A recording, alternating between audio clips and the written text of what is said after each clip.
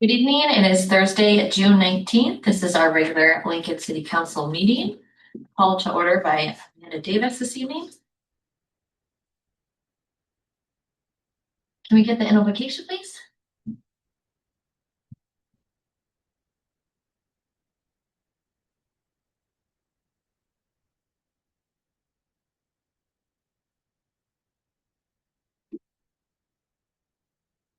This is reading from Psalm 22.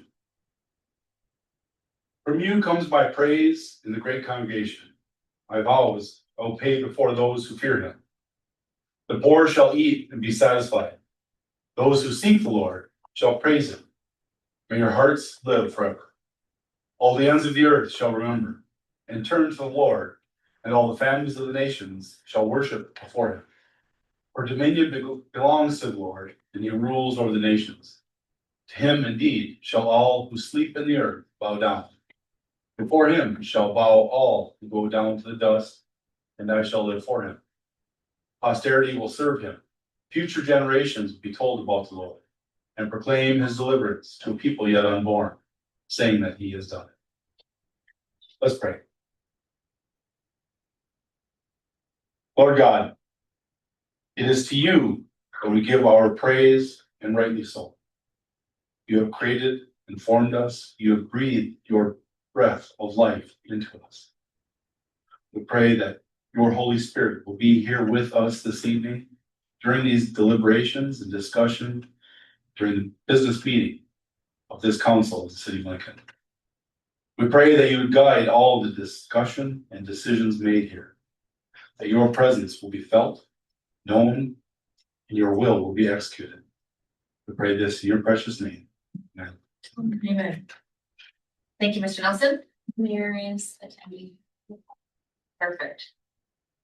Next on our list is Pledge of Allegiance. Stand.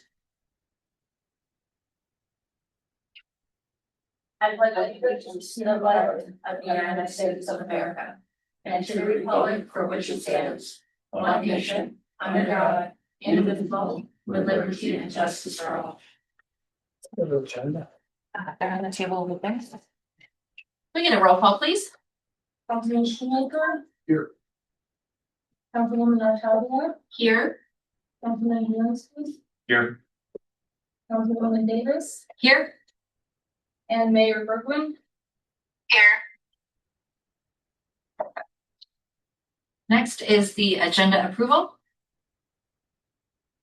Make a motion to approve the agenda. We have a first motion by Mr. Bjornstad. I'd like to make a motion to table the April cash balance, April reconciliation, and June payables till the next meeting, please. Just didn't have enough time to review. Should that be under the consent agenda? Or should we keep that under the agenda approval? I think you'd have to take it off the consent agenda and to table it, you do it all on action. Okay. Let's do that under the consent agenda. Okay. So we have a first motion for the agenda approval by Mr. Bjornstad. Do we have a second? We have a second by Landis. Mr. Shoemaker, thank you. And the next on our list is the consent agenda. Oops, I do. Okay. We have a first and a second. All in favor? Aye. Your roll calls. And then a roll call, please. It does say roll call on there. Okay. Councilman Shoemaker. Yes. Councilwoman Natalia. Yes. Councilman Bjornstad. Yes.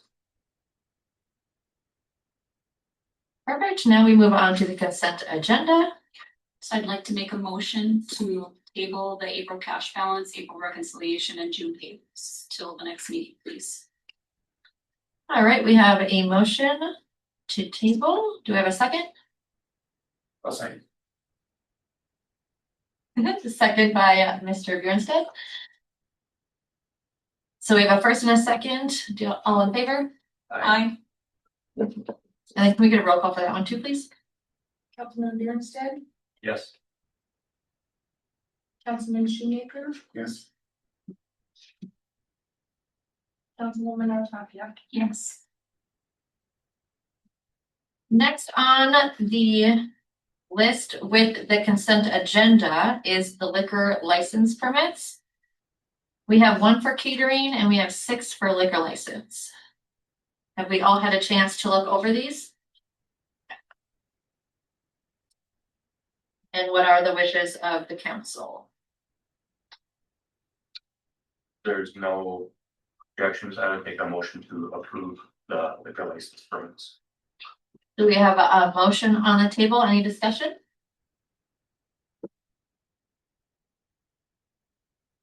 If not, a second? I will second the motion. We have a first by Mr. Bjornsted and second by Artavia to approve the liquor license. All in favor, say yes. I, Do we need a roll call for that one too, Monty? Since you made a motion, yes. Okay. Roll call for that. Bjornsted, yes, Councilwoman Artavia, Yes. and Councilman Shoemaker. yes, And then last one on the consent agenda is the fireworks permits. Did we go over that one as well? And what are the wishes of the council for that? So as a point of order, I think the mayor needs to vote. The mayor's not gonna run the meeting, and I think that she needs to vote. Because Okay, that's just the chair is not voting. makes sense. Either that or you as chair need to vote and she not vote, but we can't have a situation where the council here is not voting. Okay. I can say yes to those, let me know. So I think, I think that's where, since the mayor is present, but by phone, I think that would be the way to do it, is that she would retain her authority as mayor, but then you would vote on these. Still, okay, yeah, that makes sense. All right, fireworks. We have 3 of them. Wishes of council? I would make a motion to approve all of the fireworks applications. We have a first by Mrs. Artavia. I'll second. We have a second by Bjornsted. All in favor? Aye. Then we'll get one more roll call. Councilman Shoemaker, Yes. Councilman Bjornsted, Yes, Councilwoman Artavia, Yes. and Councilwoman Davis. Yes.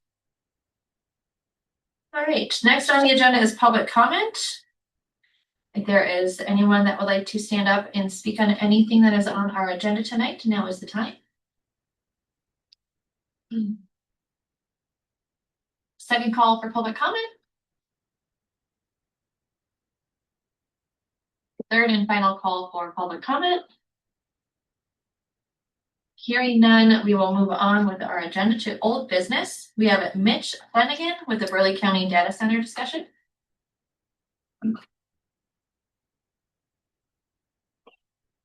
Good evening, Mitch.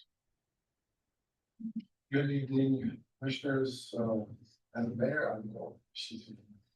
I was asked to present some stuff that's affecting Burley County or not affecting it, but it could be. These are private entities coming to North Dakota for certain facilities they want, like data centers, or solar farms, or just any number of things, best facilities, direct air capture. These are things that are, some of them are related to 45Q tax credits. But the data centers, as you well know, they're pretty, on a lot of news right now because of the fact that they're providing information and data for these Bitcoin mining, data coin mining. And they're very impactful. They're a hard, difficult item to present to the public. They cause a lot of division, and the impact that they have are quite enormous. They can be very large. The one in Allendale, the footprint of this, when he's done, will be over 1 million square feet, and they take a lot of energy. They take a lot of water. take a lot of services. Sometimes the community doesn't have the ability to take care of these facilities, especially for fire response and first responders. Basically, they'll let the building burn.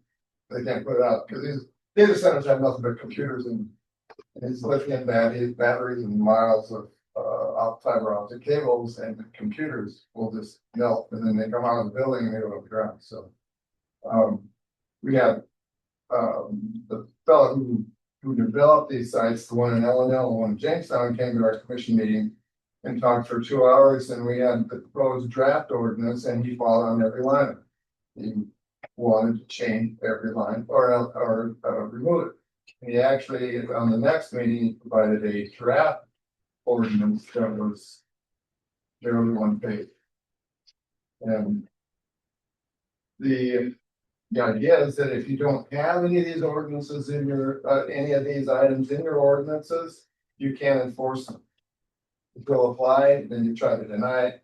And you cannot deny these specific land uses outright or altogether. You have to be able to provide them somewhere. If you deny it, then he's gonna take it to court and will win because you're overregulated. But you can direct the areas where you can't, where you want to put. Basically, zoning districts are your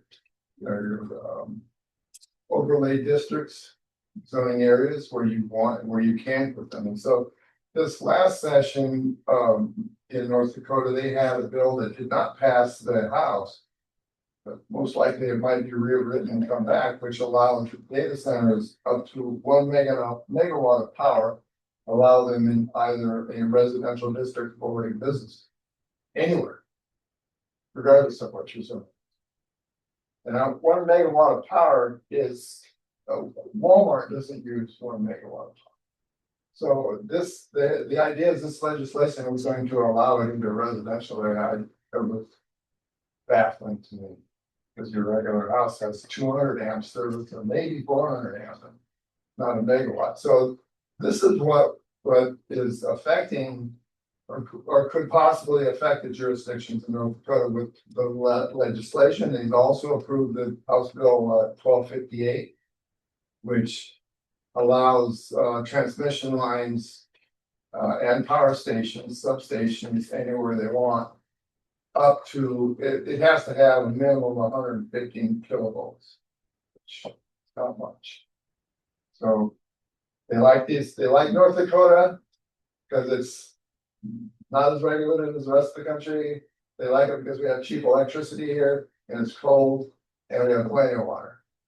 These are the things that they have to have to survive, to be able to be a success at this.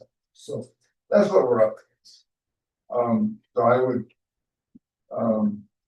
invite you to kind of review it because he was knocking at the county commission's door last Monday, wanting to buy the Missouri Valley Complex. Bucks up the country. He wanted to buy the entire property.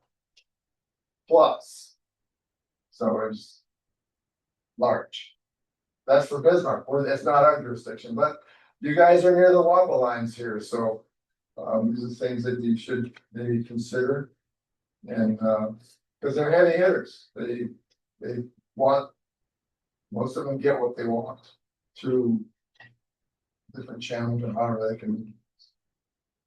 If you got any questions for me, I mean, there are other things like best facility with solar farms, and what's called the carbon oxide sequestration, burying manure. That's being considered in many jurisdictions. And the direct air capture is big. There's got an application over in Morton County for that. But you can't place a moratorium until you develop your ordinance. You know, that's fairly simple to do. Which we did on the best facilities because they're all brand new. There's no real any kind of planning model anywhere to look at or another one for ordinances. There's very few in the country. There's hardly anything in North Dakota related to or had as a benchmark. We're starting to. There's about eight counties now that have ordinances for data centers. They're trying to get caught up. But, If you got any questions for me, I'll stop talking. Thank you, Mr. Flanagan. Do you have any ordinances that we could take a look at, or what are those counties? We do, we have two of them that were developed this year. One was for solar farms. And the other one's for a data center up to 50 megawatts. Anything less than that we had not developed yet, so that's gonna be that. So I can email it to Greg or, yeah, I've got Greg's email. And maybe we could forward it on to the rest of council as well, please. Yep, sure Thank can. you. Yep. And You can go ahead and speak your own. Councilwoman. Okay, actually, Mr. Flanagan, I was at the meeting that you presented the ordinances. Or proposed ordinances to Burleigh County.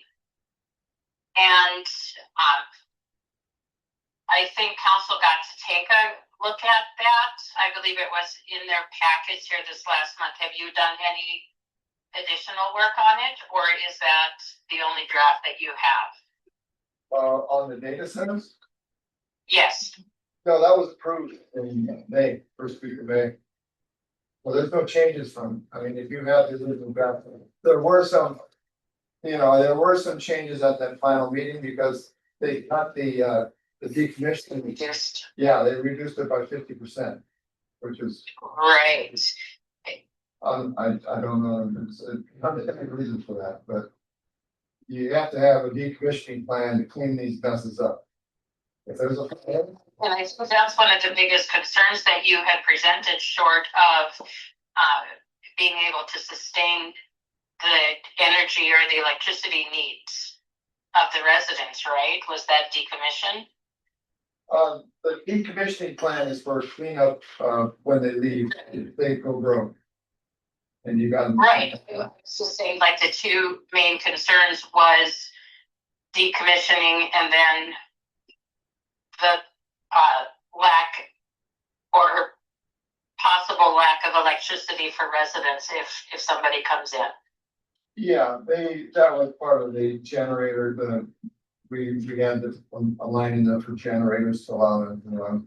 Oh, okay. Inside the building, but they questioned every line of our ordinance, and it was spoke for 2 hours in that February meeting, and it was. He wasn't happy with any of it, and so. But we also have a model ordinance going around with the League of Cities in North Dakota that they're working on. We did see the draft of it, but it was no way near what. Oh, it's way too far on themselves. Yeah, so I can send that final one to Greg and then he can forward it on. Sounds great. Thank you so much for. Thank you, Mitch. Thank you. Yeah. Next on the agenda is the procurement and disposition, second reading.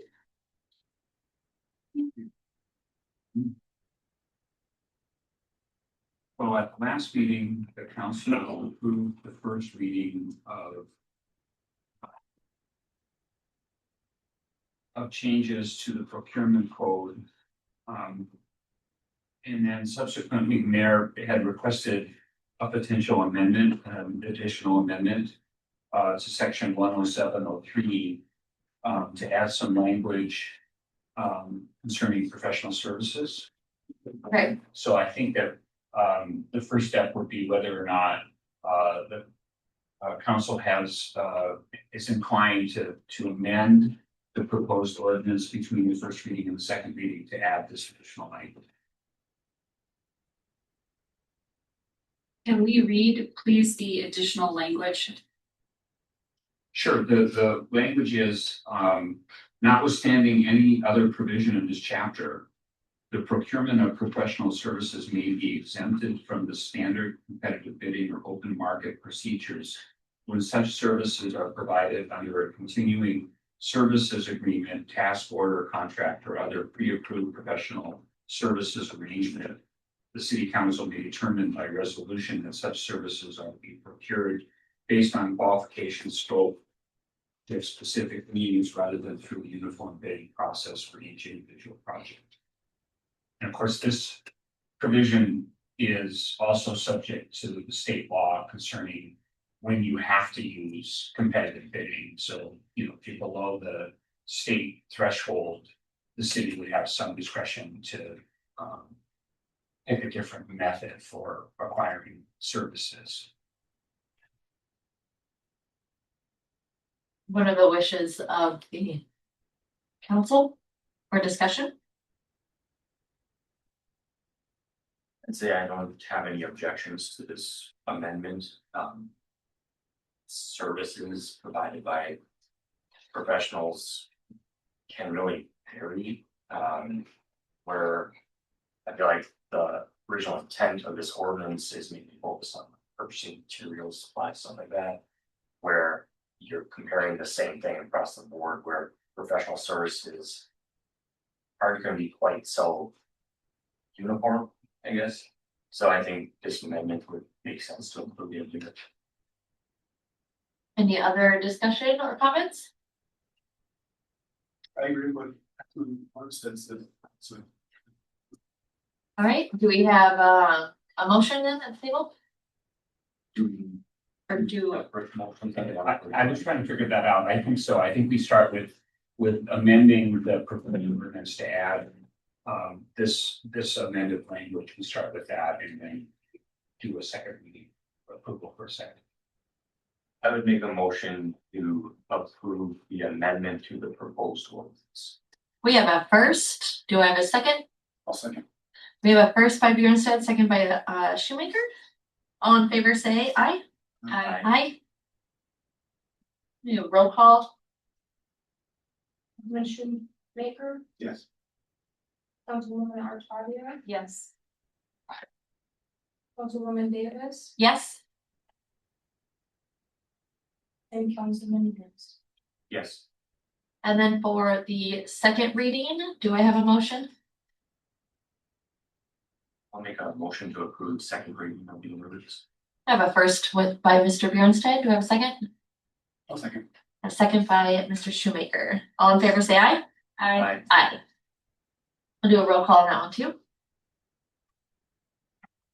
Councilman Bjornstad, Yes, Councilwoman Davis. Yes, Councilwoman Artavia, Yes. and Councilman Shoemaker. Yes. approved, so moved. Next on the agenda is Lincoln wastewater update. Good evening. Madam Marshall and Leslie H. I'm here to present this meeting. Make an update. Further, well, first I would like to thank Tanya for her hard work and dedication, and diligence on helping us move forward. She's really been keeping things moving and has done some good background work. So we really appreciate that. As we previously presented to the council on June 4th, we are requesting a formal approval of an amendment to the original agreement of the wastewater facility regionalization project. The amendment is for a rate study that will be used to support the city's long-term wastewater facility planning and to ensure that it is for clients. The rate study is needed for 3 key items, which happens to be the population projection, user rate projection, and rate modeling. Those components are really essential to the facility plan and were included in the amendment that was presented earlier this month. Without those, the city lacks the data needed to responsibly evaluate and select a wastewater treatment alternative. So this evening, we respectfully request the council's consideration for approval of a contract amendment number 1 with SEH in the amount of $26,600 in a rate study, which will allow us to begin modeling population characteristics over a 20-year planning horizon and rate projections aligned with each facility alternative. Perfect. Do you have any questions for me? Additional Would you be so kind as to remind us what it was that didn't work with the previous study? Good question. I don't know what was all included in that study. But my understanding is that they didn't look at all these different alternatives that they are wanting to now pursue. So my understanding is that they really looked at the regionalization program that we're currently on hold on. And we want to get these updated numbers so that we can look at some different alternatives on what's going to be with the community. So essentially, it really wasn't enough data for what you need to be able to answer the city going forward with the project. We really need up-to-date data, so my understanding is that it's been a number of years, and if we're gonna go out and look at some different options, we really need to have updated material to look at going forward, and making a great judgment on what's best for the community. Thank you.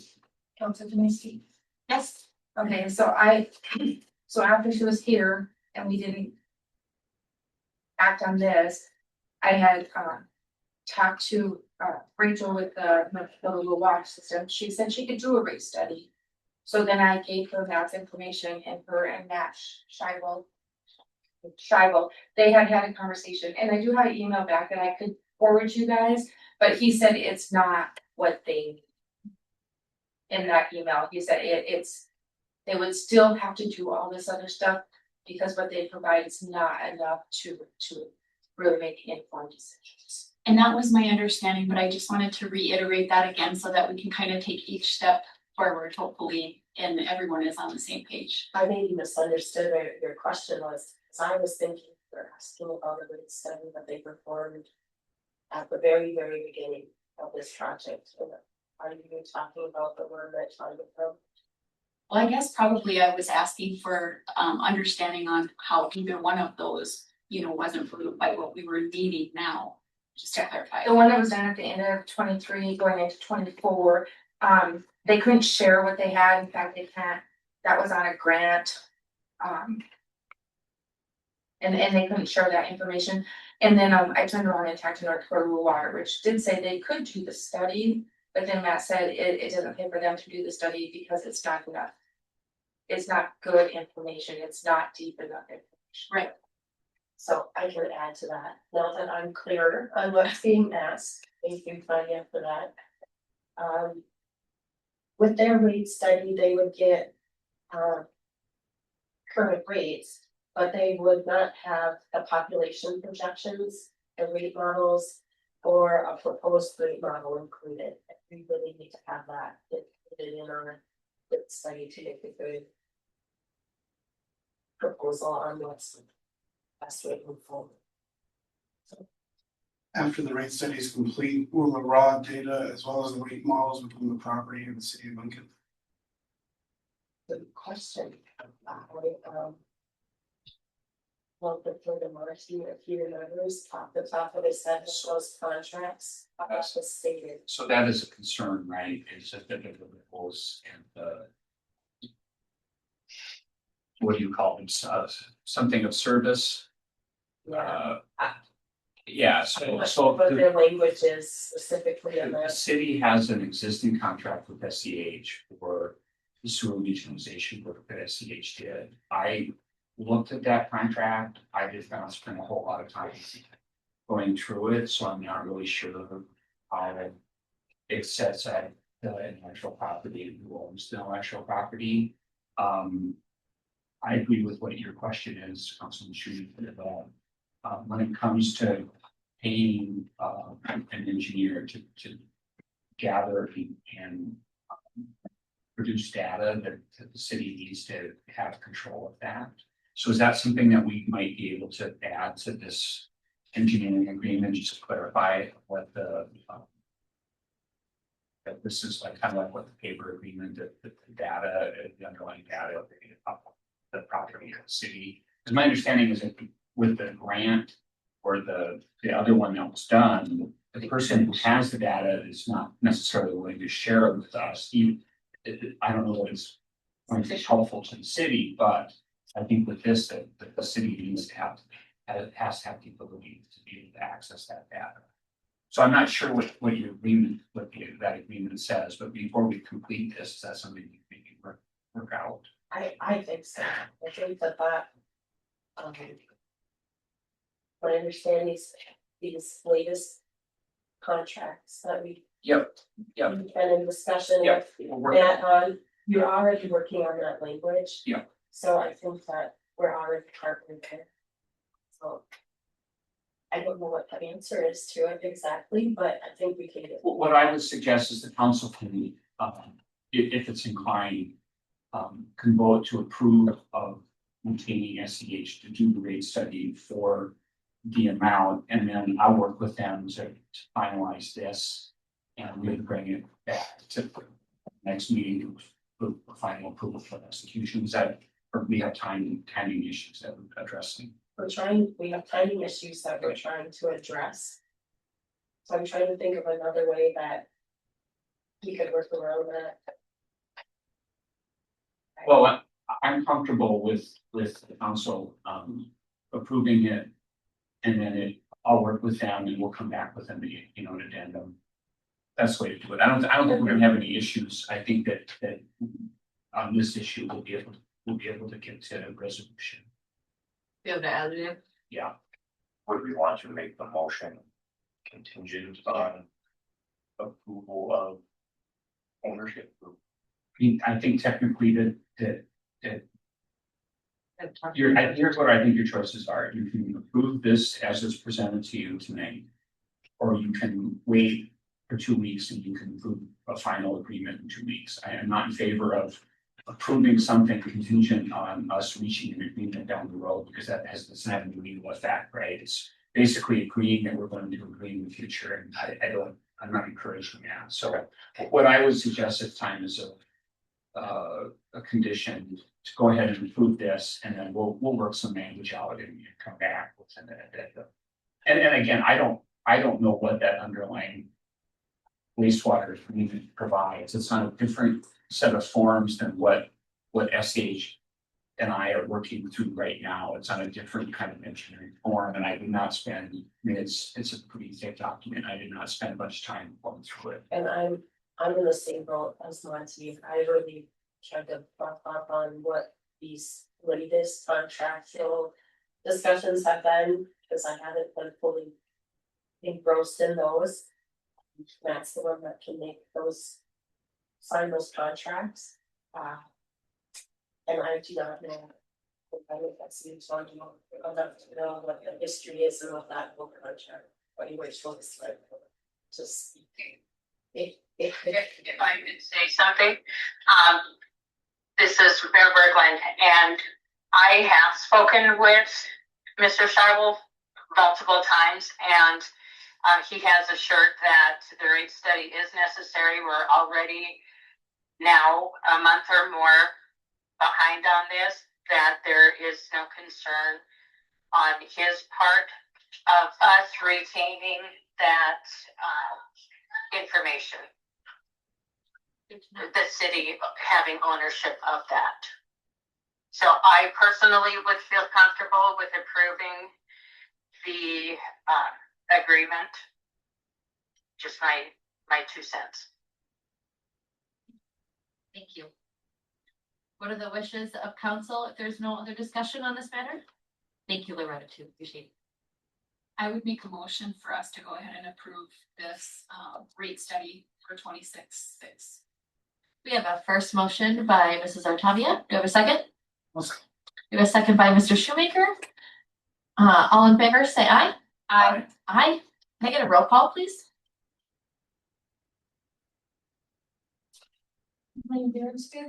Yes.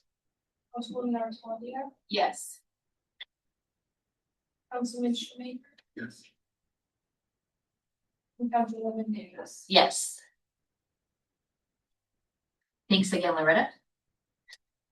Next on the agenda is the dumpster ordinance, amended 50202 discussion. And then there's add new subsection 50202.3.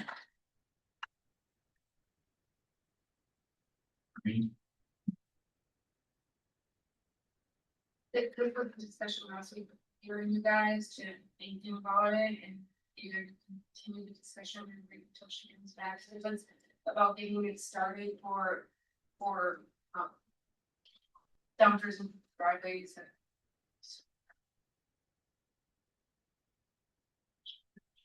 It was to start the discussion about that beautification process throughout the city, things that we want to address, and this was just a starting point to start the discussions, how we're going to start addressing things, and the things we're going to address, maybe how we're going to do those. So, has anybody had an opportunity or to drive around, see things that pop out to them that we need to add into this rather than bringing ordinance by ordinance, situation by situation? It's just an opportunity for everyone to discuss things that they might feel need to be addressed. I have driven around a little bit, but I haven't seen anything new this year to go along or to add in, I should say. Any other council members have any other discussion on this or ideas? I'd like to propose the idea of making an addition to 5-02-02.2. The second item in here where it's snow and ice curing on private property, public roads. Actually, it shall be unlawful and the violation of this code for any person to move, dump, deposit by any means any snow or ice accumulated on private property, public sidewalks, onto the public street, alley, except that snow or ice may be deposited on the public boulevard or area between the curb, the paved surface of a street or alley and the sidewalk or right of way boundary if there is no sidewalk. In the middle where it says public street or alley, start moving the snow off of, I think we should add, we cannot move snow into a public street, alley, a utility easement, or a drainage easement.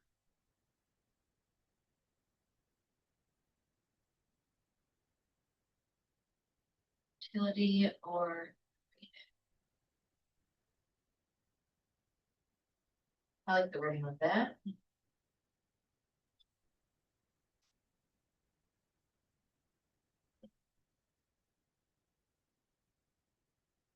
Right away of one you considered it. Yeah, I think maybe we should think about that, right, because the utility easement. Typically utility easements they can be above ground, I don't know if they're above ground. Infrastructure out here, but you certainly can have utility easements that are above ground, utility easements that are below ground. And Mr. Shoemaker, what is the issue that you're trying to preclude? Somebody putting snow in having it overwhelm the easement of the drainage, or what is the harm that we're trying to prevent? Correct, overwhelming easement as well as preventing any kind of utility work that they need to be done, emergency work in the middle of winter, and everything buried under snow. Prevent that from happening.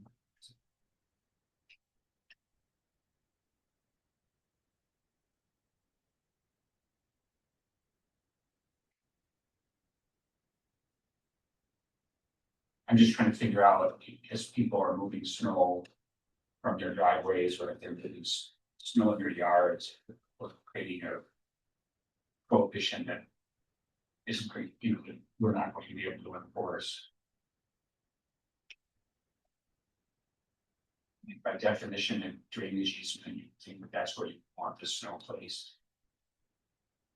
Right? I don't know, Greg, do you have some thoughts about that, or?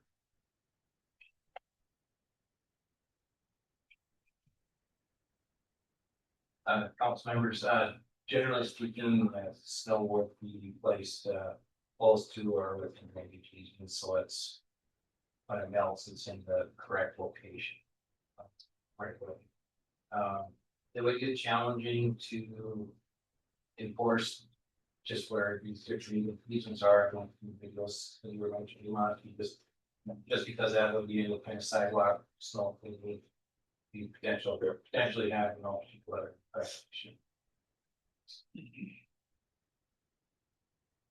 Interesting. Any other thoughts, Mr. Shoemaker? No, totally.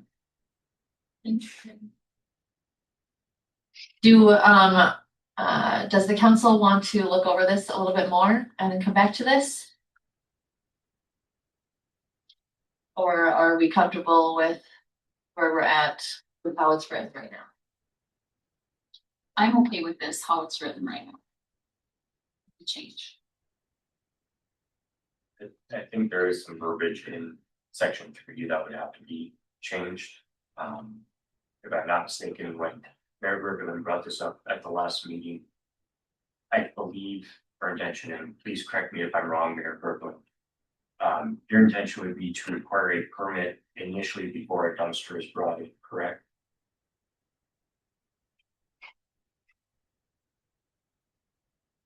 Mayor Berglund? Hi. Yes, the intent was just to start the discussion. It wasn't going to be in final form. To go to to the attorney. So I don't think it's ready for a first reading. It was just the discussion, and now we could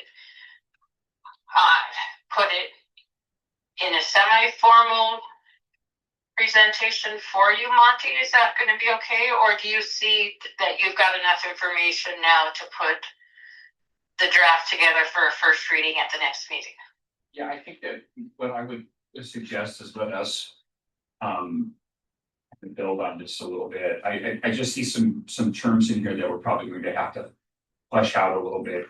I'm not sure commercial grade dumpster is going to be, I mean, I understand what is meant by that, but we're going to probably put some definitions around that. And then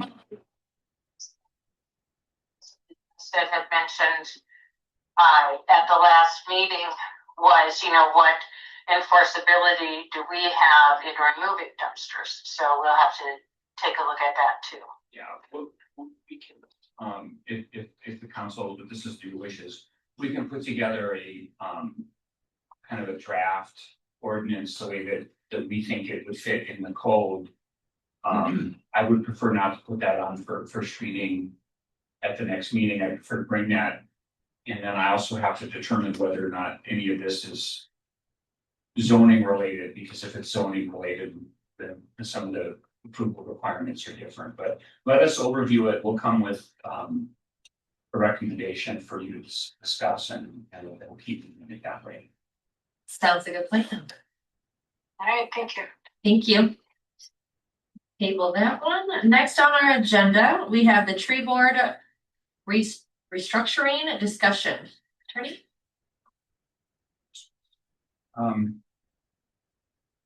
Yeah, so I had to go back and look at my notes because I couldn't remember if we talked about this last week, and I realized that I talked to the mayor about this between, not last week, the last meeting. I talked to the mayor about this between the last meeting tonight, and I think I'd asked us to put on the agenda. So going back probably a year or more,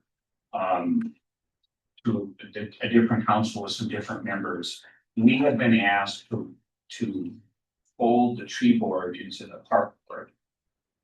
And had some discussions with the mayor about doing that. And we've even drafted an ordinance that will accomplish that. But I wanted to come back and have a conversation with the council, because the park board is a separate entity. It has the ability to sue and be sued, and it holds property in its own name, and its authority, the city creates it by ordinance, but its authority is set by North Dakota Century Code. Tree board is completely a product of the city council, and the tree board has some ability, subject to the council's review, to take care of the trees in the city, but also to do things like, remove trees or do tree maintenance. I think there's a practical issue, and the authority of the park district is somewhat limited to park property, which is defined in the Century Code differently than some of the general city property that the tree board would have authority over. So in looking at how we accomplish this, I don't know that it makes sense to me to fold the tree board into the park board. It might make some sense to hold the tree board's responsibilities into the council or into the staff of the city, or to change the number of people on. Because I might understand one of the issues is getting quorum, getting enough people to serve on the tree board so that it can meet and it can function. And having some discussions with the mayor that for a long time, and I think employees or contractors for the park board were also taking care of the city's trees.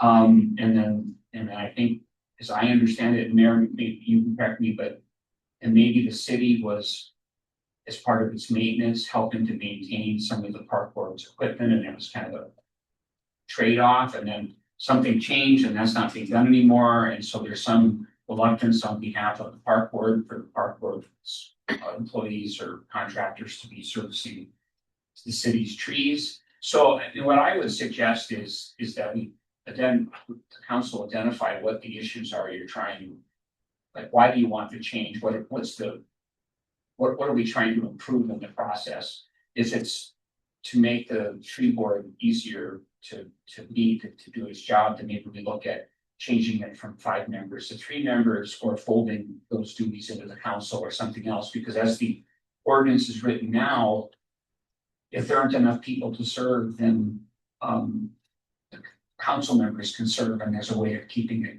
functioning. So if it's a structural thing, then we might come with recommendations on how we can change the ordinance to do that. If it's who's going to take care of the trees and who's going to do it, then maybe the solution is to have the tree board or the city enter into a joint powers agreement with the park district, and the park district's employees do it with some compensation or something from the city to them, or maybe the city contracts out with a service to come take care of the trees or something, right? So I'm not, like, this predates my involvement as your attorney, so I'm not sure what the exact issue is that we're trying to solve. And so that's the conversation I'd like to have with the council and the tree board and the park board, is to give us some direction as to what we're trying to accomplish. And then let's figure out a way of doing it. But just simply folding I think we're going to create more issues if we try to fold the tree board's responsibility to the park board. I don't think we're going to solve the problems. I think we're going to create problems of authority. So that's why I wanted it on the agenda. I don't know that we have to resolve it tonight, but that's the conversation I think we need. Councilmember Davis, do you recall, were you on the board at the time when that vote took place? Yes, I was. Do you recall specifically what the issues were that were trying to be addressed? Like Monty said, getting enough people to be on the board and then to attend the meetings, to have meetings. And it just wasn't really going anywhere. Meetings weren't being had, not enough members. So maybe we could invite the president of the park board to come, and if they're members of the tree board, for them to come, you can have a conversation with them, try to figure out like how to move this forward. And I'm just curious, I mean, I don't know how many trees there are that the city is concerned about maintaining, like how much labor there is in watering trees that are not within the park district, but that the city takes care of. I mean, I don't have any sense of any of the operational stuff, and I think that we need to have some idea of that to craft a solution. I can say last council, we planted 6 to 8 trees on 28th Avenue. And I want to say at least 3 or 4 of those are already dead. They're not watered, and then those are not bagged. But all the other trees are bagged for water. Yeah. So and again, if the issue is we would like the park board's employees to take care of our trees, I mean, we have a joint powers agreement with them, and they agree to do it, and the city pays them some compensation, and we solve the problem that way, right? So there might be more than one way to get there. And I know the conversation too that council had last time, the park ladies, two ladies that work for the parks, they were the ones that go around and put the bags on and water them and maintain them. And I don't think they're getting compensated for that, but I could be mistaken. But I know that those were, they were the ones that were maintaining it. So the tree board, it was the parks. Yeah, that's my understanding as well, is that the people that were doing it for the park board for a period of time were also taking care of the city's trees, and then at some point that stopped.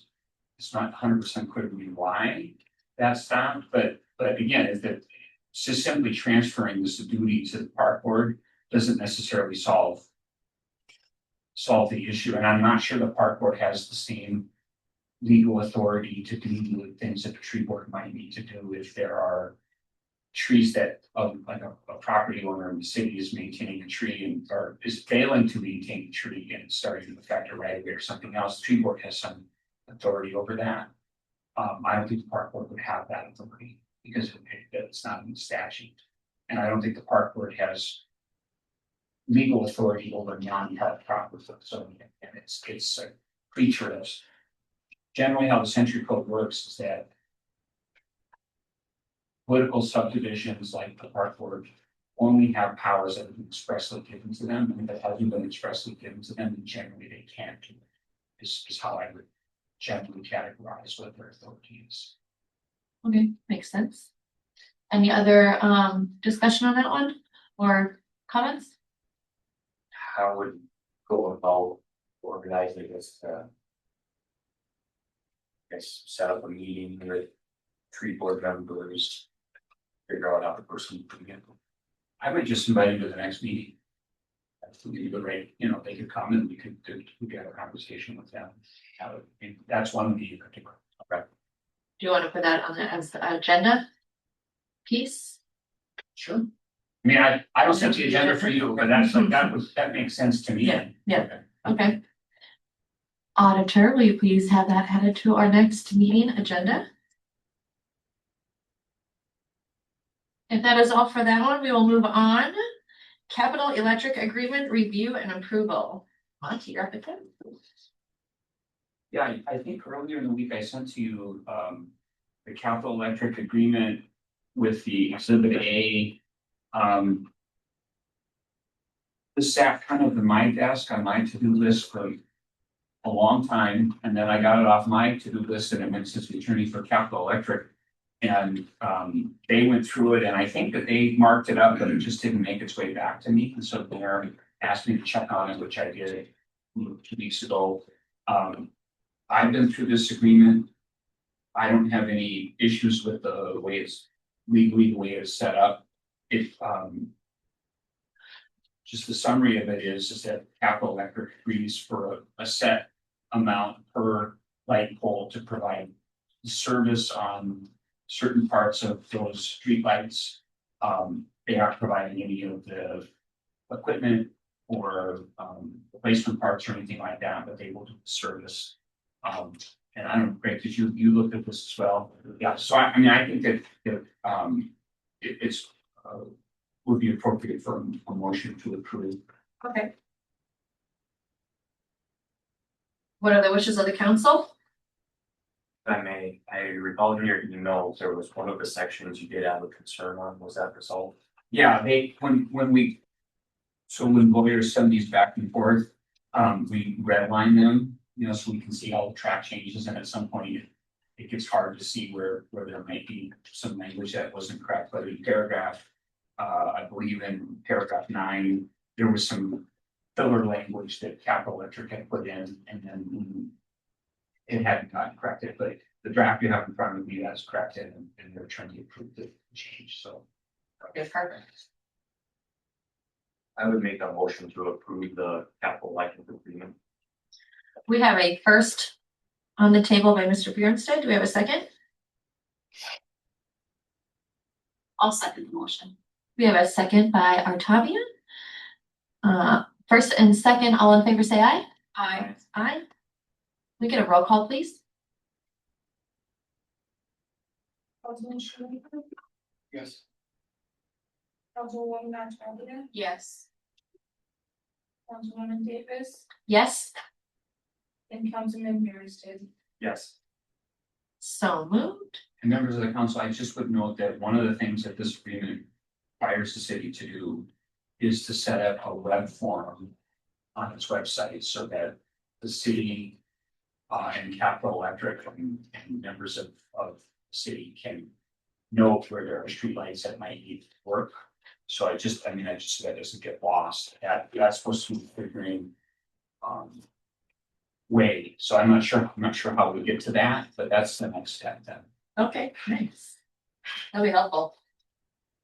Okay, so can we add on to, give direction to staff to ensure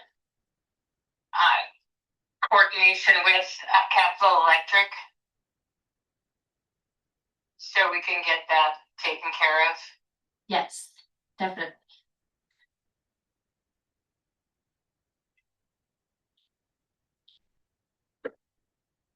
Next on our agenda is the review of the SEH contract by city engineer. Yeah, I just to update you, I'm a little behind on that. We sent yesterday to SCH my markup of the agreements. They were very timely in getting me their drafts. It's taken me a little longer to get through them. What we are trying to accomplish is with SCH is a master service agreement, which would govern all the work that SEH does for the city on an ongoing basis. It has kind of this, you see this a lot in the oil patch. That's just how Stewart, you have a master service agreement, and then each new project has a kind of letter agreement, supplemental letter agreement that just is for that project. And so I sent what my wishes are for the master service agreement to them, and we'll work with them to try to get you something at the next meeting. So, but the delay has been on me. It's just taking me long. I'd like. Thank you, Monty. For new business, we have Chief Giddings, LPD, hiring status, police canine program. Good evening, Chief. Good evening, council. Thanks for having me today. Today I'm here with two big asks for you guys. The benefit for both is that it won't cost us any additional money. So first one I want to talk about is going to be seeking council approval to hire a seventh officer, a seventh full-time position. And the reason I'm bringing this forward is the importance of it is it's both neutral, budget neutral for us, as well as operational urgent. The 2025 LPD personnel budget is currently at $494,000. With the projected salary of officers that we have on staff right now, so 6 of us, our budget, anticipated budget is going to be about $355,000 at the end. And so by adding a 7th officer at our starting wage of $54,600, that keeps us to $410,299.76. This leaves over $83,000 available for overtime, as well as any other personnel needs that we haven't accounted for. I think the most important thing to push across here is no budget amendment is required. I'm not asking for any additional funds. It's in there. These were positions that we did not fill when I first came on last August, so we could see how things played out. And I'll tell you, it's long hours and long weeks. So how our structure works for our officers is that we work a Panama style rotating schedule. For those of you who don't know what that is, each officer works a blend of 12-hour shifts, whether it be a day or a night shift in 28-day cycles. Currently, with our shifts, we have an officer who works 6 a.m. to 6 p.m., then an officer who works 6 p.m. to 6 a.m. We have no alternatives if someone is sick, if someone wants vacation, if someone has court, if someone needs training. We don't have that option. And the reason we don't have that option right now is because even though we have 6 officers, we have 4 who are, for lack of better words, out on their own. We have 2 who are in training. One is at the academy this summer as we speak, and the other one is going through the field training program with Officer Tucson, and he is anticipated to be done just in time for him to go to the academy in the fall. And so we're sitting at a point right now where we are really cutting our officers' leave opportunities, sick time, and increased burnout. So some of the operational impact by potentially approving this seventh officer position is that we'd be able to set it up so we could have an officer from 6 a.m. to 6 p.m., an officer coming in at 3 p.m. to 3 a.m. because our busiest time is from 3 p.m. 2 p.m. technically, 2 p.m. until about 8 p.m. Everybody's getting home from work, everybody's, getting out and about, and then they call. And then one officer who works 6 p.m. to 6 a.m. This provides overlap as well as relieves any type of officers who, if someone calls in sick for the evening shift, we can contact our afternoon shift and say, hey, we got to push you back till 6 p.m. and you're working 6 p.m. to 6 a.m. As well as pulling them forward from 3 p.m. to 6 a.m. to help cover. And the other benefit is that this would allow me to slide back into more of an administrative position to help me and help the city address a lot of our administrative stuff that needs to get done in office. So some of the other items I want to talk about is the reason I am asking for this request now is as of when I wrote this about a week and a half ago, we were already at 357 hours of overtime. That is a substantial amount of overtime. Looking back on past, we barely would push 120 hours for the year. And the reason for this being is next week, I have an officer who has to go to a training. It's a training that's a must attend or he loses his credentials. So I'm working starting Monday, 6 a.m. and I work the entire week, 12 hours, 7 days. I have to because we don't have an officer to assist with that coverage at this time. And so part of that is why I'm in charge. So I'm a big boy, I put on the pants and said, hey, I'm gonna do this. So I have to take this on to make sure that we have that coverage. I'm fine with doing that because this is where I want to be, this is what I want to do. But to ask that same thing of my officers week and week and week, it is very tough.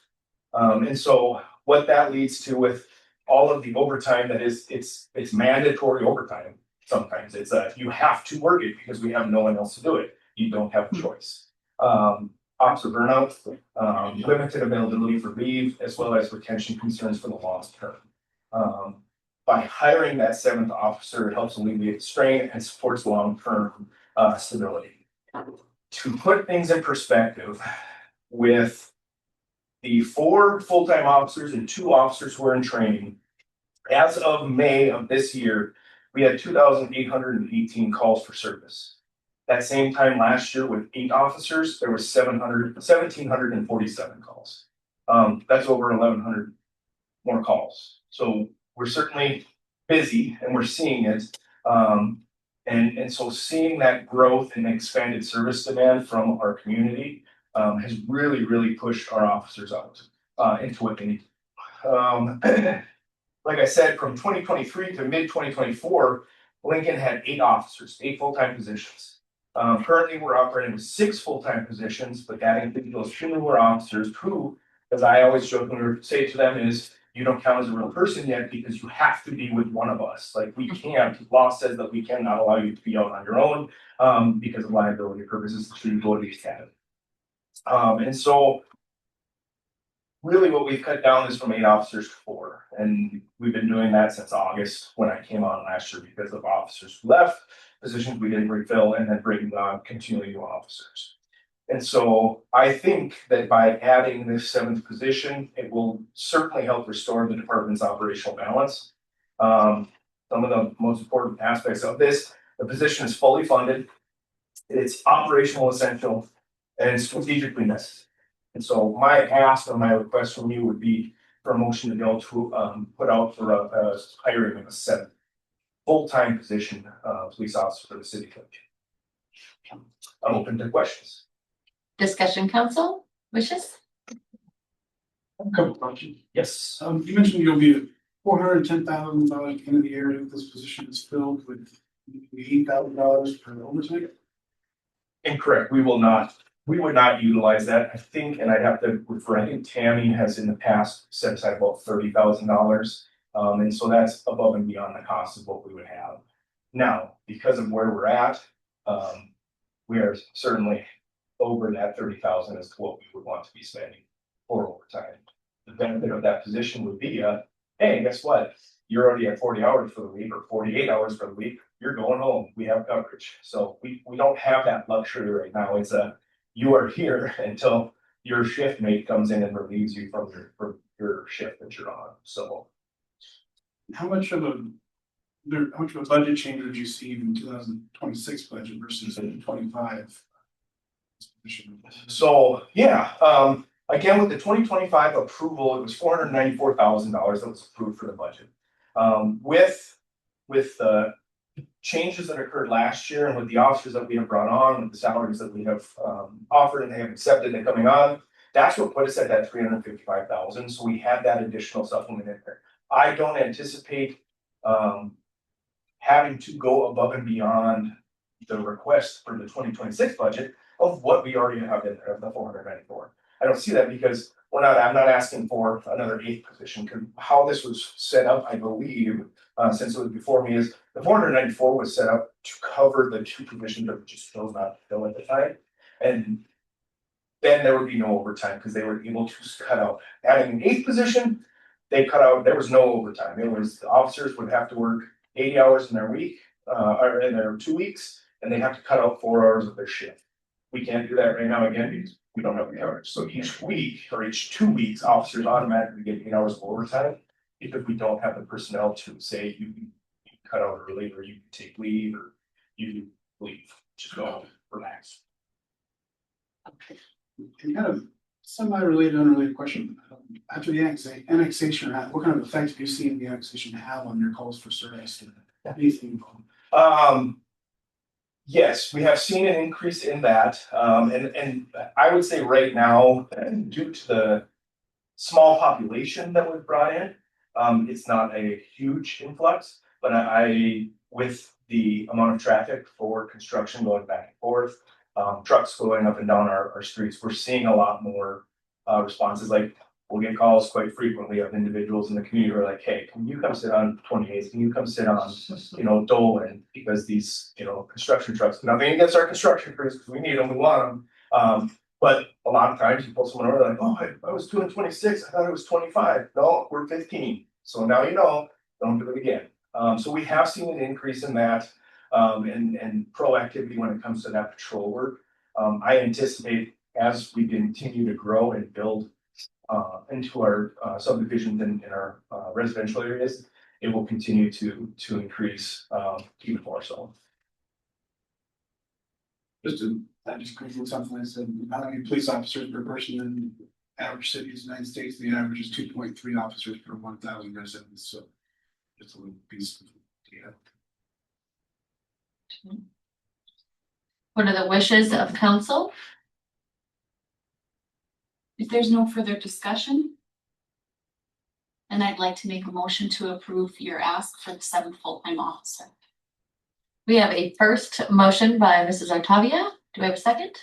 I'll second. We have a second by Mr. Bjornsted. All in favor say aye. Aye. Aye.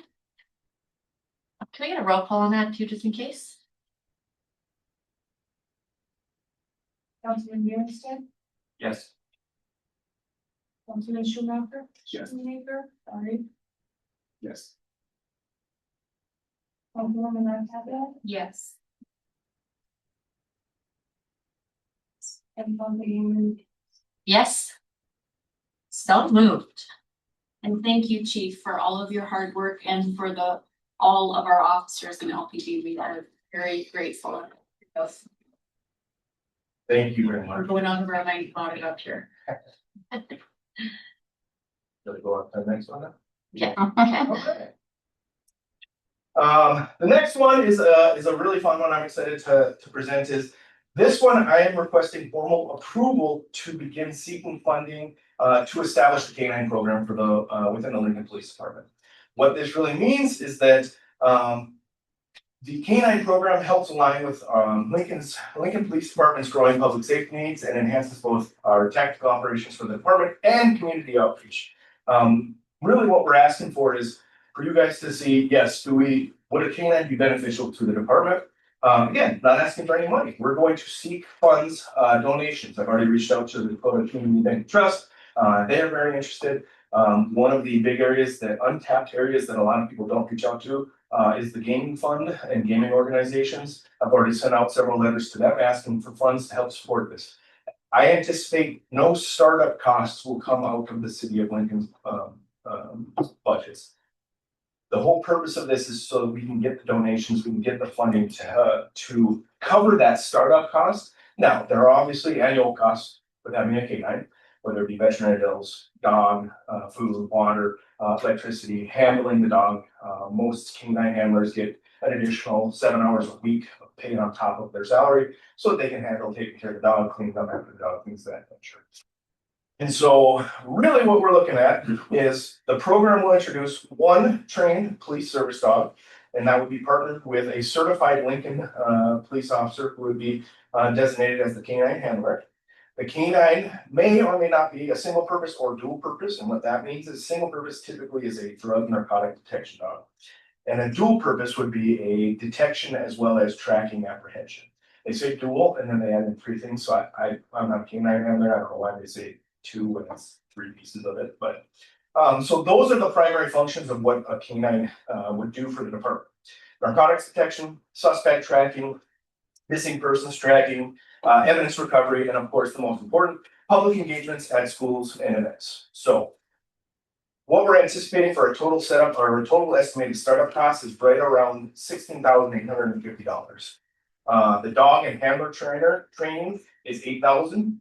I can say that we have a really good benefit based off of our former officer Otterness. He did a lot of work in the forefront on this to try and find us some people to reach out to. West Fargo Chief of Police Pete Nielsen actually trains dogs on the side. And he has a dog that he said would be phenomenal. And not that I'm trying to pull at anyone's heartstrings, but this guy potentially who it would be. This Ranger, he's a red lab. I spoke with Chief Nielsen here just end of last week and earlier this week, and he said that this would be a phenomenal dog. He had originally set it aside for a jail facility over in Minnesota, but he said this dog is way too beautiful and is going to be way too good to have it sit in a jail. It needs to be in school. It needs to be around kids. He's got kids. He's got dogs, and he said this dog is just like a family dog, but loves finding drugs. So some of the other benefits or some of the other costs, startup costs, are going to be getting kennel equipment. Obviously, that's going to be set up for whoever the canine handler is. One of the things that we will have to look at putting in place is if you want to be a canine handler for the city of Lincoln, you have to live within the city of Lincoln city limits. Part of that being is because I'm not going to have a dog that lives in Bismarck Mandan when we need it here. So that is one of the things that it would limit our officers on as to what and who would be able to apply for it. Veterinary care, of course, about $1,250. Patrol vehicle canine outfit. Again, because of our contacts with North Dakota Highway Patrol, we're really trying to rub some elbows to see if they will help us out with one of their used canine units because they are transitioning all of their 2019s out. 2019s are still good vehicles, and we could utilize that to help save some costs instead of having to buy a brand new vehicle outfitted with brand new stuff. It would be stuff that they're not going to reuse it. So some of the costs there would be saved when it comes to reaching out to some of our other agents, local agencies who have equipment that we could get at quite a deal. I can hear annual operating cost for the dog is going to be about $4,900. And now I say that obviously it's estimated costs, food and equipment, vet care, annual certifications, training, and then obviously canine vehicle maintenance. So again, I've reached out for funding resources. None of this is going to be coming out of the city of Lincoln's budget for the startup costs. That's my plan. I won't start or do a canine program if we have to find funding to start the program up out of our city budget because we have other things that we need as an officer. And so some of those federal and state grants that we're reaching out to, North Dakota Department of Emergency Services, USDA rural development grants, as well as, like I said, reaching out to some of our community businesses, the banks, and then a lot of our gaming organizations that have to give away a certain amount of their net profits, which is always beneficial to public safety organizations. So That is kind of the biggest piece that I have. So again, my request are coming here today was to present this for approval to begin a canine program and start looking into getting funding. This program would not take place or would not fall into place until we have the funding solidified and ready to go, so that it doesn't come out of city budget. So I am open for questions. Discussion, council? If I'm not mistaken, currently, if a canine is needed, the police department has to reach out to Burley County in hopes that they have one available at the time. Correct. Yep. Burley, Bismarck, HB, and I mean, like, they have a certain amount of dogs. I believe Burley has 3. They just had one that retired that's here in town. We have another canine handler for Bismarck PD who lives in town. All benefits for us, except for when they're home, they're not allowed to get so they don't.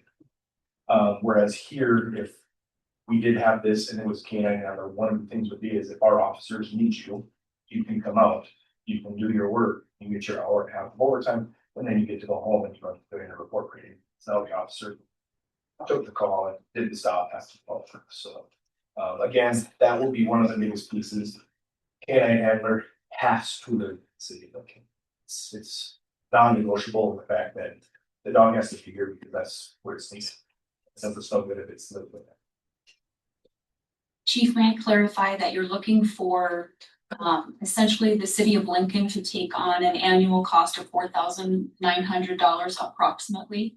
Yep. After the initial startup cost, it would be about that $4,900 annually to help cover the costs of the upkeep and the day-to-day maintenance of the canine. And the second part of that question would be, would it be a possibility for there to be some more questions in the community, such as banks, such as other sponsors, such as gaming, to look into to perhaps help in any of that?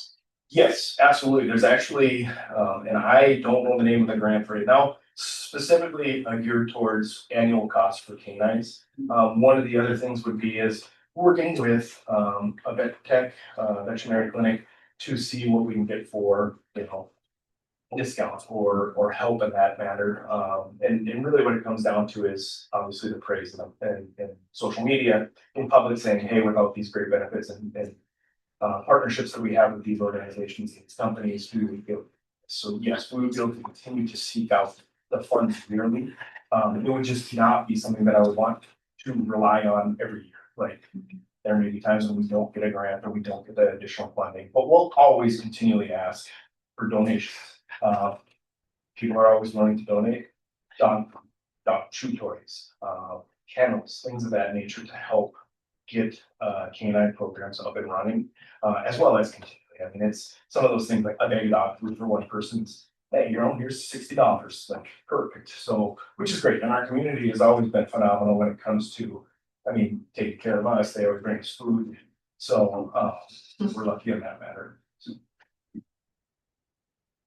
Since the initial startup cost of any concept, like, do you know if these animals can be insured? If something would happen to them? Yes, that would be another piece we'd have to look into. We would have to insure them on 2 levels. One, in case something happened to them and, we don't want to be out $16,000, whatever it is. But also on the other hand, the liability piece of this dog is not the one that we are looking at, Ranger. He will not be an apprehension. He will not bite. In fact, trying to get this, he said trying to get the dog to even grab onto the chew toy that he likes he just does it very softly. Like if you've ever seen a Belgian Malinois, when it hits on a vehicle, best not be anywhere near it when you give it its chew toy because it goes right after it. This one is like, you can get it to me if you want to, but I don't really need it, I guess. It's okay. I'll just go keep doing what I'm doing. So, but yes, we will need to have insurance on the dog. I have not looked into seeing what that would be yet. I'd be able to reach out to Barbera. I'd have to reach out to them and see what even an annual cost on that would be. That'd be some good information to know for sure. Yes. Any other questions or discussion? I think it would be a great aspect for the city of Lincoln, not only for the kids too, having that, go around the school. It's just a a huge community piece of having a canine, and we're a small community, so, and who doesn't like dogs? Exactly. Any other discussions or motion at the table? I think it'd be really great to hear a little bit more about any, I mean, if we could get any more information about that possible grant and then finding out the insurance cost as well, I think would be great to have that information. And so today I'm not asking for the approval to get the dog. I'm just asking for the approval to begin that process so that, hey, is a canine something that one, the community would like to have, and two, contingent upon, of course, having everything funded, because again, it's an extra piece that we bring in and we want to be able to have this dog completely covered. Startup costs as well as if we can get additional funds to cover year after year. But yes, we need any and all data that we would like to present.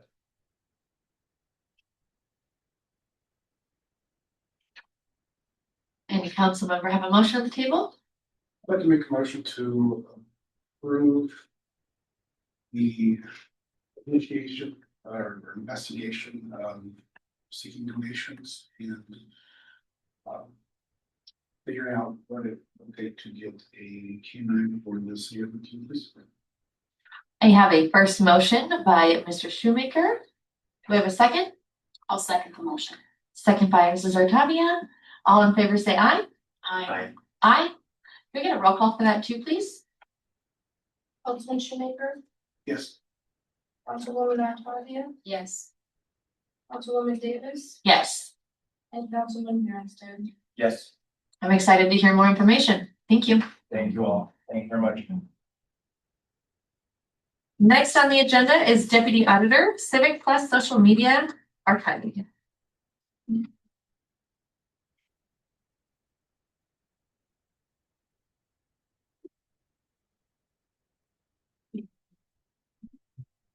The Civics Plus Social Media Archiving, as we know, open record requests, information,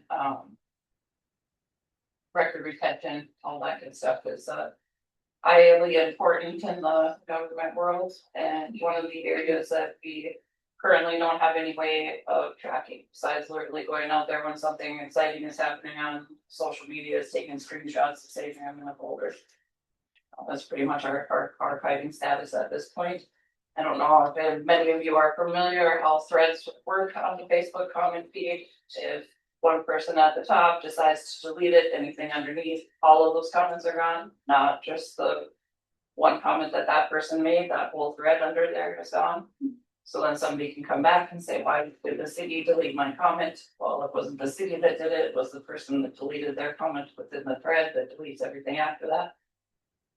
So what the social media archiving does, they do up to 12 different accounts, and I know the mayor had brought to my attention, she wanted to like create an X account, create, some Instagram, just other places for people to go just to reference the city website or put certain things on there, because we all know everybody kind of uses their own different platform for what social media they go to or use or get their information from. So this would be a good thing to have prior to starting those accounts and basically started from the very beginning. This will give you information if somebody goes in there and has a typo and they edit it, it will keep the first version and the edited version. It will go back and will keep everything. As soon as you hit send, it's archived. It does not go away ever. And that will be on any of the platforms, anything. So, and as we already have Civics Plus for our muni code, then we also have Civics Plus for our website now. The first initial price you see, the list price for the almost the 4,700. That's our initial just startup cost. That would not be ours because we have other bundles with them. The first year is $4,059.80 because it's a $500 setup fee. Just that initial going through and pulling everything. They will archive everything that is currently on there now from when we initially signed up. Obviously, it won't catch any of the edits or any of the changes or for like if anybody deleted anything, but it will take from where we've been and everything going forward. And then after that, the annual recurring will be the $3,559.80. Interesting. Yeah, I like that idea for sure to keep the data because it's definitely needed for sure. And there's been a lot more Supreme Court cases that have gone up into for deleted comments, First Amendment rights and all kinds of stuff lately. So I would just need a motion if I can go ahead and get that started. Any motion table? Question if I could, Yes. is there any kind of limit to the amount of data that it will store? I think it was like 1,600. And it would be like, so if you have the post, one person puts a comment on there and they answer and then the other one, but she said in going through, she went through our PD, our public works and ours, not once in a month did we come anywhere close to that many comments or that many submissions. And she did a little workup of what our history was. Okay, yeah, I was kind of wondering if, like, say the city is currently making 5 posts a month, and then suddenly things change and the city is making 40 posts a month. Yeah, are they gonna suddenly be overwhelmed and there won't be enough, like, data memory for them to store one? She did cover that even if it was on a rare occasion that we perchance did go over, it's not an extra fee. You know, it's, yeah, she said if you have that one post, she gave a few examples of random ones of, I don't know, Tommy the Squirrel or something that all of a sudden goes viral. You know, you don't get punished for that. Okay. So this company measures their quantity, 1,600 comments, and measured in terabytes, or they can. That was strictly by responses and entries. This company would be the one actually taking the screenshots and recording the data, doing all that. They would basically be like the cloud, and then we would have access, like she has shown how many different ways that you can search. Which I forgot to add also, you know, how we currently go on our website or under Muni code and you do search. If we add this, it'll put also our social media, so if you put trees on there. And there was ever a thread or any comments about the trees in Lincoln on Facebook, it'll also put the results on that as well. It puts everything all together. This is kind of like a database service, but we need to be the ones that feed the information into that database. No, they do, it's like the cloud, like you have on your cell phone, your saving of your text messages or anything like that. It's as soon as you hit send, that information is archived with them. So do they have like our IP address kind of like linked into that? Is that how it works? I don't know the IT of the state, but yeah, you know that we all get a login and so we can search and find history. You can search by name, you can search by word, search for anything. Interesting. And it's nice that it's all from the same company and ties together, and you know how you never know what you're gonna be searching for on the website, and it gives just more reference of what's on social media, if you look at any discussions or questions, or when can I start doing fireworks? Or anything like that. Instead, will be soon coming. Definitely will be. What are the wishes of the council? I'd make a motion to approve Civic Plus for social media archiving for the city. We have a first by Mr. Bjornstad. Can I get a second? I'll second. Second by Mr. Shoemaker. All in favor say aye. Aye. Aye. So moved. Thank you. Can I get a roll call for that one too, please? Councilman Bernstein, Yes. Councilman Shoemaker, Yes. Councilwoman Archagua, Yes. and Councilwoman Davis. Yes. And Deputy Auditor Handbook Update Discussion. Next on the agenda.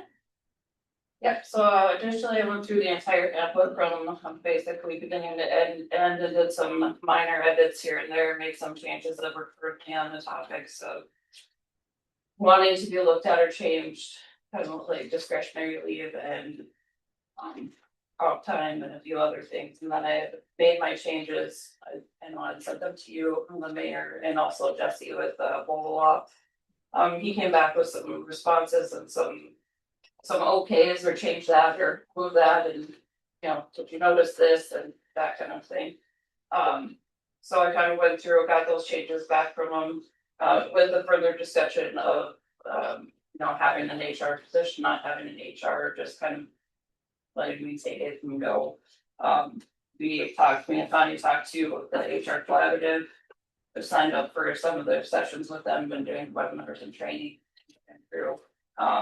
We've had a kind of agreement with them. I'm gonna go through the entire handbook from beginning to end. And then in the end of July, send them the whole thing all together as one thing.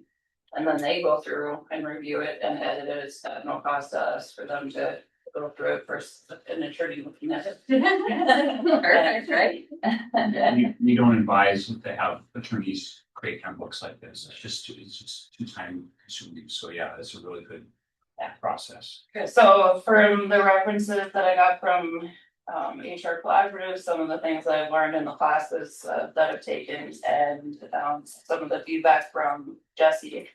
I'm just taking that all together, redid the grievance procedure. That's the first one I went through and just basically redid suggestions of who to go to, what a timeline is for a turnaround. Some of those kinds of things on what were the biggest suggestions or issues that they seem to be kind of looked at. We also, the other one was we never had a social media policy.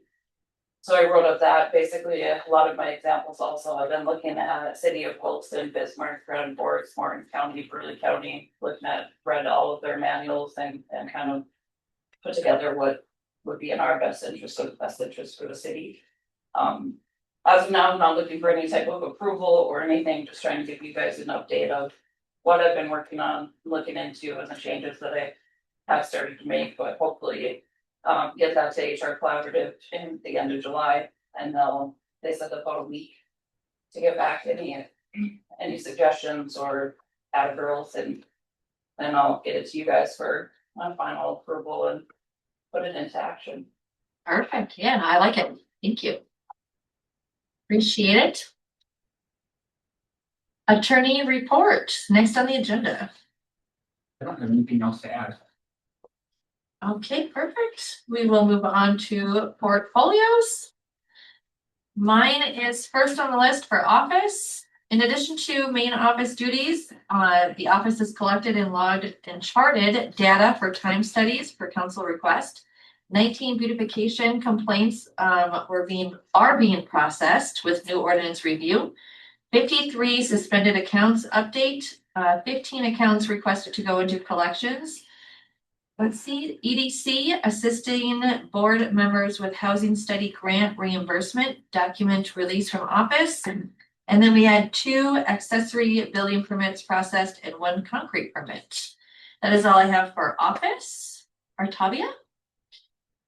So the Lincoln Police Department update includes calls for service and patrol activity responded to approximately 227 calls for service between June 5th and the 19th. Increased focus patrols in residential areas due to recent juvenile mischief reports. Issued 106 citations / warnings for traffic and ordinance violations. In under investigations, assisted CPS with 2 child abuse and neglect cases, and conducted civil standby during a child custody dispute. Completed follow-up on a recent property damage and juvenile related incidents. Finalized documentation for criminal mischief case involving multiple juveniles. Code enforcement collaborated with office staff to address ordinance violations, actively addressing Weed Boulevard and off-street parking violations under Title V and Title IX ordinances.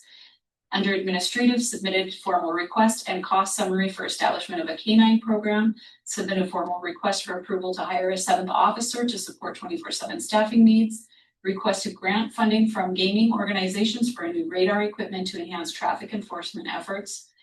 And under community engagement, working on additional outreach materials to educate the public on parking and nuisance ordinances. And this is coming to us from Chief Giddings. Thank you, Chief. That's all I have. Perfect. Thank you, Mrs. Artavia. Councilman Bjornsted. The only thing I have for Public Works is Director Shoup brought up a possible idea to me about a week ago that I thought I'd bring to council, see if it's something we want to pursue.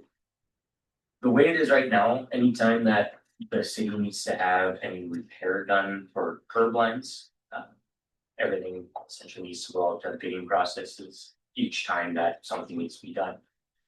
A thought that he had would be if we want to pursue doing a yearly contract where we would essentially put out a bid to any of the local concrete contractors. He had either, I don't know if we want to set it up based off of like an hourly rate or a square footage rate for the concrete work, and essentially have them set up as like a kind of like a preferred vendor, preferred supplier would be for, like where landlords might have that, where like if you have a plumbing issue, you have one or two plumbers that you reach out to for electrical or whatever. Where anytime we would start to have an issue with curbing or aprons for driveways or anything like that, that we can then notify this whoever won the bid for that year, that we have these particular sites that need to be repaired or concrete removed, whatever it might be. And then they have so many days to take care of that. Would anybody have any objections to me getting into this a little bit to see if that's something we would want to pursue or? Would we see any discounts or rebates if we said we're preferred vendors? And wisdom sold? Possibly, it'd be one of those where. My guess is. With it being like a big process the way it is now. The pricing probably wouldn't come out to be too drastically different, it would more so be streamlining a little bit to get work done a little faster. Rather than having to go through the full process every time repairs need to be done. I don't see any issue with just looking into it and getting some information. Or maybe see if I can do some digging and find out any other municipalities that might be doing something similar. To kind of get a baseline together for what it would take. Yeah, I think it would make sense for some cities to have contracts with some companies for doing their yearly maintenance and stuff like that, just like we do with the electric, so. More information and maybe table and bring it back to us. Sure. Do we wanna put it onto the next one, or do you want to let us know when you have information to add it to? I'll maybe do some digging and then I can let Okay. the auditor know when to bring it into the council. Sounds good, thank you, Councilman Bjornstad. Is that everything that you have for your portfolio? Councilman Shoemaker. The Lincoln Church and Community Center will be preparing the plywood sign on 52nd this coming Wednesday, June 25th at 11 a.m. So if you have time, you want to come help, please do. We have started to get logo submissions in, so please keep those coming while we like to vote on the new logo at the Leading Days convention. Yeah, that's all I have. Thank you so much. Mayor is not here tonight, so we are going to go straight to the auditor report. Well, she was earlier, she's no longer with us, so. Okay, I just have a couple things, I've been working on the May statement, I am a little bit behind, but I've got a lot of other things going on. Just gonna gear up for the new budget season, Tammy and I kind of trying to get kind of learn how the new system is going to work because of the 3% cap of the property tax and all that. So we're gonna be doing a lot of that, but if we could start the budgeting process. And there's some different rules that have changed with that. The other thing I have is